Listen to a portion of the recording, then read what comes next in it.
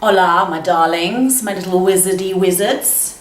So, I am here to continue on from page 21. Please ignore the fireworks going off outside my house. They're having a bit of a celebration here in Spain. And once again, I got my tea. So let's get on to page 21. So, I won't do a recap of the last 20, but we were getting on to the being chatted to while you were dead, trying to avoid the false light and go into the bright light, and I think we were on to number 5 or 6. Right, so, if thou art frightened by the pure radiances of wisdom and attracted by the impure lights of the 6 lokas, then thou wilt assume a body in any of the 6 lokas and suffer samsaric miseries. And thou wilt never be emancipated from the ocean of samsara, wherein thou wilt be whirled around and made to taste of the sufferings thereof.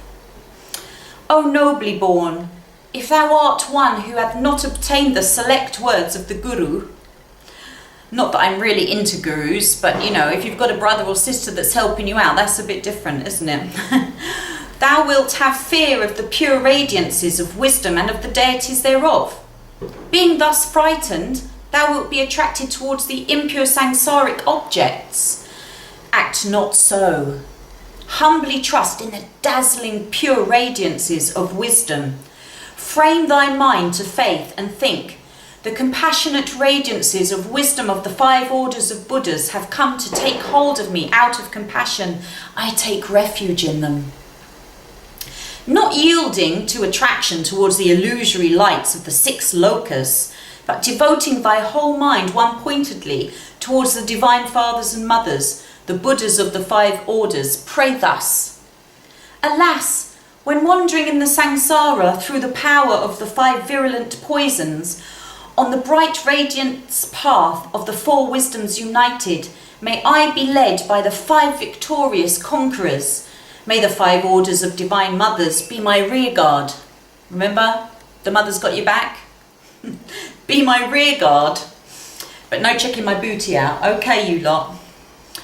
May I be rescued from the impure light paths of the 6 lokas, and being saved from the ambuscades of the dreaded Bardo, may I be placed within the 5 pure realms.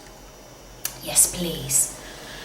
By thus praying, one recognizeth one's own inner light, and merging oneself therein in at-one-ment, Buddhahood is attained. Through humble faith, the ordinary devotee cometh to know himself, and obtaineth liberation. Even the most lowly, by the power of the pure prayer, can close the doors to the 6 lokas, and in understanding the real meaning of the 4 wisdoms united, obtain Buddhahood by the hollow pathway through Vajrasattva.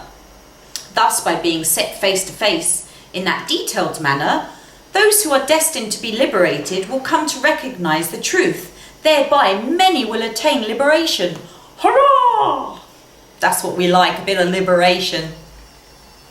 The worst of the worst, those with the heavy karma, the evil karma, some people spring to mind, having not the least predilection for any religion, and some who have failed in their vows, God forbid that we don't follow a religion or keep our vows, very dated, through the power of karmic illusions, not recognizing although set face to face with truth, will stray downwards. So really, I think what that's really saying is just those who have not been true to their word, who have made vows but have forgotten to break them, because even if you make a vow, you can actually recant a vow. You can cancel all vows and just say, okay, that's just not for me anymore. And actually there's no karmic retribution. But I suppose when you make a vow and then you break it, that's actually quite different. So be careful what vows you make. On the 7th day, the knowledge-holding deities from the holy paradise realms come to receive you. Simultaneously, the pathway to the brute world produced by the obscuring passion, stupidity, also cometh to receive one. The setting face to face at this time is calling the deceased by name thus. O nobly born, listen undistractedly. On the 7th day, the vari-coloured radiance of the purified propensities will come to shine. Simultaneously, the knowledge-holding deities from the holy paradise realms will come to receive one. From the center of the circle or mandala, enhaloed in radiance of rainbow light, the supreme knowledge-holding deity, the lotus lord of dance, the supreme knowledge holder who ripens karmic fruits, radiant with all 5 colors, embraced by the Divine Mother, the red Dakini, he holding a crescent knife and skull filled with blood, dancing and making the mudra of fascination with his right hand held aloft, will come to shine. He sounds like quite a fun fella, doesn't he? Lord of the dance, with a knife and skull filled with blood. To the east of that circle, the deity called the earth-abiding knowledge holder, white of colour, with radiant smiling countenance, embraced by the white Dakini and Divine Mother, he holding a crescent knife and a skull filled with blood, dancing and making the mudra of fascination with his right hand held aloft, will come to shine. To the south of that circle, the knowledge-holding deity called he having power over duration of life, yellow in colour, smiling and radiant, embraced by the yellow Dakini, the Divine Mother, he holding a crescent knife and a skull filled with blood, dancing and making the mudra of fascination with the right hand held aloft, will come to shine. I'm going to find out what that mudra is and I'll pop that in another video, okay? To the west of that circle, we call this in English wetting your whistle. If any Americans and foreigners out there, you know, you might not speak English. We call it wetting your whistle, having a little cuppa. So let's get back to the west, shall we? So to the west of that circle, the knowledge-holding deity of the great symbol, red of colour, smiling and radiant, embraced by the red Dakini, the Divine Mother, he holding, let me guess, a crescent knife and a skull filled with blood? Oh yeah. Dancing and making the mudra of fascination with his right hand held aloft, will come to shine. To the north of that circle, the deity called self-evolved knowledge holder, green of colour, with a half angry, half smiling countenance. One had to be a bit different, right? Embraced by the green Dakini, the Divine Mother, he holding a crescent knife and skull filled with blood, dancing and making the mudra of fascination with his right hand held aloft, will come to shine. In the outer circle, round about these knowledge holders, innumerable bands of Dakinis, Dakinis of the 8 places of cremation, Dakinis of the 4 classes, Dakinis of the 3 abodes, Dakinis of the 30 holy places and of the 24 places of pilgrimage, heroes, heroines, celestial warriors, and faith-protecting deities, male and female, each bedecked with the 6-bone ornaments, having drums and thigh-bone trumpets, skull timbrels, banners of gigantic human-like hides, human hide canopies, human hide bannerets, fumes of human fat incense. And we're supposed to trust these guys? And innumerable other kinds of musical instruments filled with music, the whole world's systems, and causing them to vibrate, to quake and tremble with sounds so mighty as to daze one's brain, and dancing various measures will come to receive the faithful and punish the unfaithful. So I suppose that the fact that they're using the flesh and the skin is just more representation of kind of their hold over life and death of the flesh, I suppose. Not that they were cannibals, I hope. O nobly born, 5 coloured radiances of the wisdom of the simultaneously born, which are the purified propensities, vibrating and dazzling with coloured threads, flashing and radiant and transparent, glorious and awe-inspiring, will issue from the heart of the 5 chief knowledge-holding deities, and strike against thy heart so bright that thy eye cannot bear to look upon them. At the same time, a dull blue light from the brute world will come to shine along with the radiances of wisdom. Then, through the influence of the illusions of thy propensities, thou wilt feel afraid of the radiance of the 5 colours, and wishing to flee from it. It might have something to do with the fat burning incense that you might want to flee from it. Thou wilt feel attracted towards the dull light from the brute world. Thereupon be not afraid of that brilliant radiance of 5 colours. Be nor terrified, but know the wisdom to be thine own. Within those radiances the natural sound of the truth will reverberate like 1,000 thunders. The sound will come with a rolling reverberation, amidst which will be heard, slay, slay, and awe-inspiring mantras. Fear not, flee not, be not terrified. Know them, i.e. the sounds, to be of the intellectual faculties of thine own inner light. So all of these things that they're experiencing externally on this plane are actually just emanations of self. So even though they call them deities, in fact, all of these beings are merely emanations of self, which is quite an important distinction. Be not attracted towards the dull blue light of the brute world. Be not weak. If thou art attracted, thou wilt fall into the brute world, wherein stupidity predominates, and suffer the illimitable miseries of slavery, dumbness, and stupidity. And it will be a very long time ere thou canst get out. Be not attracted towards it. Put thy faith in the bright, dazzling 5-coloured radiance. Direct thy mind one pointedly towards the deities, the knowledge-holding conquerors. Think one pointedly thus. These knowledge-holding deities, the heroes and the dakinis, have come from the holy paradise realms to receive me. I supplicate them all upon to this day. Although the 5 orders of the Buddhas of the 3 times have all exerted the rays of their grace and compassion, yet have I not been rescued by them. Alas, for being me, may the knowledge-holding deities not let me go downwards further than this, but hold me with the hook of their compassion and lead me to the holy paradise. Thinking in that matter one pointedly, pray thus. O ye knowledge-holding deities, pray hearken unto me. Lead me on the path out of your great love, when I am wandering in the samsara because of intensified propensities.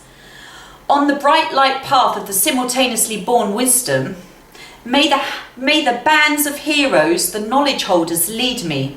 May the bands of the mothers, the dakinis, be my rear guard. May they save me from the fearful ambuscades. I don't know what that word means, ambuscades, of the Bardo. I'll have to Google it later.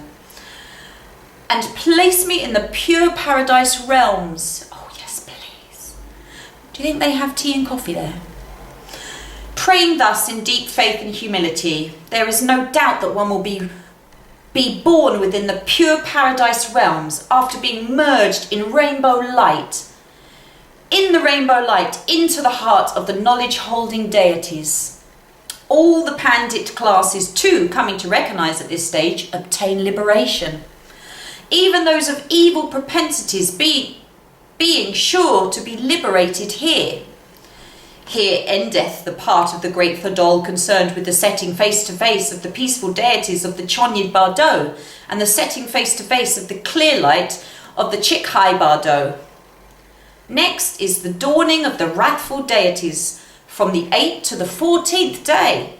Introduction. I don't like the sound of that one. Now, the manner of the dawning of the wrathful deities is to be shown. In the above bardo of the peaceful deities, there were 7 stages of ambuscade. The setting face-to-face at each stage should have caused the deceased to recognise either at one or another stage and to have been liberated. I guess this next stage is in case you was a little bit slow, you know. Multitudes will be liberated by that recognition. And although multitudes obtain liberation in that manner, the number of sentient beings being great, evil karma powerful, obscurations dense, propensities too long standing, and the wheel of ignorance and illusion becometh neither exhausted nor accelerated. Although all be set face to face in such detail, there is a vast preponderance of those who wander downwards unliberated. Therefore, after the cessation of the dawning of the peaceful and the knowledge-holding deities who come to welcome one, the 58 flame-enhaloed, wrathful, blood-drinking deities come to dawn. who are only the former peaceful deities in changed aspect, according to the place or psychic centre of the bardo body of the deceased whence they proceed. Nevertheless, they will not resemble them. Interesting. This is the bardo of the wrathful deities, and they being influenced by fear, terror and awe, recognition becometh more difficult. The intellect gaining not in independence passeth from one fainting stage to a round of fainting states. Yet if one but recognise a little, it is easier to be liberated at this stage. If it be asked why, the answer is thus: because of the dawning of the radiances, which produce fear, terror and awe, the intellect is undistractedly alert in one pointedness. That is why. If at this stage one do not meet with this kind of teaching, one's hearing of religious law, although it be like an ocean in its vastness, is of no avail. There are even disciples holding abbots or bhikkhus and doctors in metaphysical discourses who err at this stage, and not recognising, wander off into the samsara. As for the common worldly folk, wizardly folk, what need is there to mention them? By fleeing through fear and terror and awe, they fall over the precipices into the unhappy worlds and suffering. But the least of the devotees of the mystic Mantrayana doctrines, as soon as he sees these blood-drinking deities, will recognise them to be his tutelary deities, and the meeting will be like that of a human acquaintance. He will trust them and become merged into them in at-one-ment, will obtain Buddhahood. By having meditated on the description of those blood-drinking deities while in the human world, and by having performed some worship or praise of them, or at least by having seen their painted likeness and their images. Oh yeah, in Tibet actually, they have these special holy paintings. I'm sorry, I've actually forgotten what they call them. But they have all these kind of deities with skulls with blood in. And I always wondered where that all came from. Now I know. Is it called a tulpa? I don't remember. I'll have to look it up. So, he will recognise the liberation that lieth within his art. Again, at the death of those disciple-holding abbots and doctors in metaphysical discourses who remain uninstructed in these bardo teachings, however assiduously they may have devoted themselves to religious practices, and however in the human world they will not come any phenomenal signs. However in the human world there will not come any phenomenal signs such as the rainbow halo at the funeral pyre, nor bone relics from the ashes. This is because when they lived, the mystic or esoteric doctrines were never held within their heart, and because they had spoken contemptuously of them, and because they were never acquainted through initiation with the deities of the mystic or esoteric doctrines, thus, when these dawn on the bardo, they simply do not recognise them. Suddenly seeing what they had never seen before, engendered, they pass into the miserable states because of it. Therefore, if the observers of the disciplines and the esoteric doctrines, such signs as the rainbow halo cometh not, nor are bone relics and seed-like bones ever produced from the bones of their funeral pyre, these are the reasons for it. The least of the Mantrayanic devotees, who may seem to be of very unrefined manners, unindustrious, untactful, and who may not live in accordance with their vows, and who in every way may be inelegant in their habits, and even unable perhaps to carry the practices of his teachings to a successful level. Let no one feel disrespect for, nor doubt him, but pay reverence to the esoteric or mystic doctrines which he holdeth. By that alone one obtaineth liberation at this stage. Even though the deeds of one paying such reverence may not have been very elegant while in the human world, at his death there will not come at least one kind of sign such as a rainbow radiance, bone relics. This is because the esoteric or mystic doctrines possess great gift waves. Sorry, let me read that again. That didn't make sense. Even though the deeds of one paying such reverence may not have been very elegant while in the human world, at his death there will come at least one kind of sign. Right, got it. Such as a rainbow radiance, bone images, and bone relics. This is because the esoteric or mystic doctrines possess great gift waves. Those of and above the mystic Mantrayanic devotees of ordinary psychic development who have meditated upon the visualization and perfection processes and practice the essences or essence mantras need not wander down this far on the Chonyad Bardo. As soon as they cease to breathe, they will be led into the pure paradise realms by the heroes and the heroines and the knowledge holders. As a sign of this, the sky will be cloudless. They will merge into rainbow radiance. There will be sun showers, sweet scent of incense in the air, music in the sky, radiances, bone relics, and images from their funeral pyre. Therefore, to the abbots of the discipline holders, to the doctors and to those mystics who have failed in their vows, and to all the common people, this, the doll, is indispensable.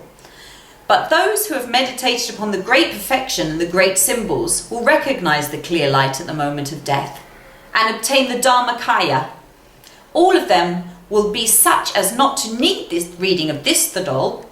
By recognizing the clear light at the moment of death, they also will recognize the visions of the peaceful and wrathful during the Chonyad Bardo and obtain the Sambolga Kaya, or recognizing during the Sipta Bardo, obtain the Nomanya Kaya, and taking birth on the higher planes will in the next rebirth meet with this doctrine and then enjoy the continuity of karma. Therefore, this the doll is the doctrine by which Buddhahood may be obtained without meditation, the doctrine liberating by the hearing of it alone, the doctrine which leadeth brings of great evil karma on the secret path. The doctrine which leadeth brings of great evil karma on the secret path. The doctrine which produceth differentiation instantaneously between those who are initiated into it and those who are not, being the profound doctrine which conferreth the perfect enlightenment instantaneously. Those sentient beings who have been reached by it cannot go to the unhappy state. So who's going to read this for me when I die then? I'm going to have to find someone. This doctrine and the Tardol doctrine, when joined together, being like unto a mandala of gold inset with turquoise, combine them. Thus, the indispensable nature of the Tardol being shown, there now cometh the setting face to face with the dawning of the wrathful deities in the Bardo. I think I'm just going to stop there. It's very hot here. I'm going to really have to break this down into smaller chunks. So we're getting to the 8th day, and now next part we shall talk about the wrathful deities on the Bardo and how that all works out. And so I hope you enjoyed it, and I will see you in part 3.